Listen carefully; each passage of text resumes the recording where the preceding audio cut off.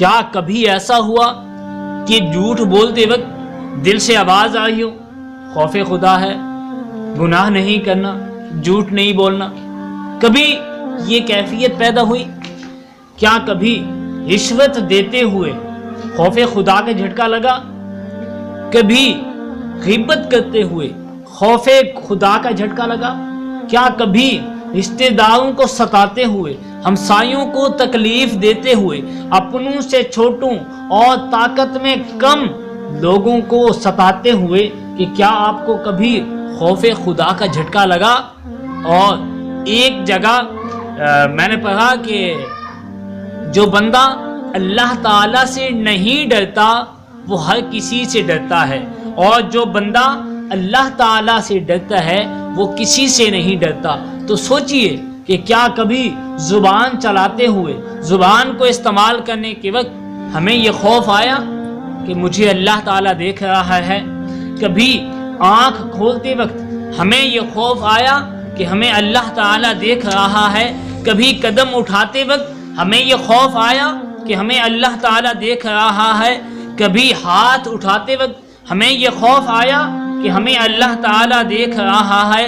اور کبھی دل میں کچھ سوچتے وقت ہمیں یہ خوف آیا کہ ہمیں اللہ تعالیٰ دیکھ رہا ہے؟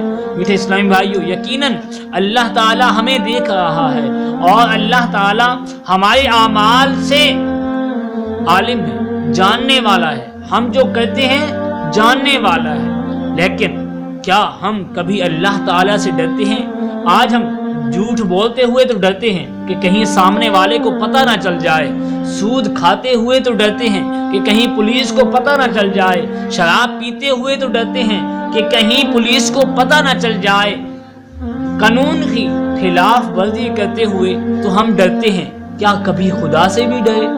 تو میٹھے اسلامی بھائیو، آج سے نیت کیجئے کہ ڈرنا ہے تو صرف خدا سے ڈرنا ہے، کسی اور سے نہیں ڈرنا۔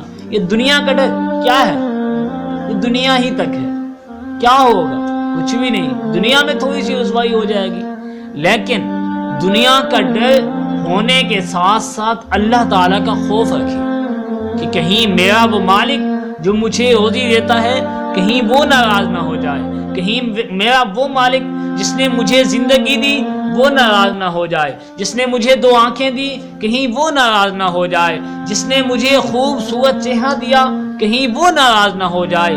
ایسا کیجئے، اپنے رب سے ڈریے۔ دنیا سے ڈرنے کا کیا فائدہ ہے؟ دنیا میں تو آج ہم کسی ایک سے ڈرتے ہیں تو کوئی 2 ہمارے بھی ساتھ ہوں گے۔ دنیا سے ڈرنے کا کوئی فائدہ نہیں ہے، بلکہ اللہ تعالیٰ سے۔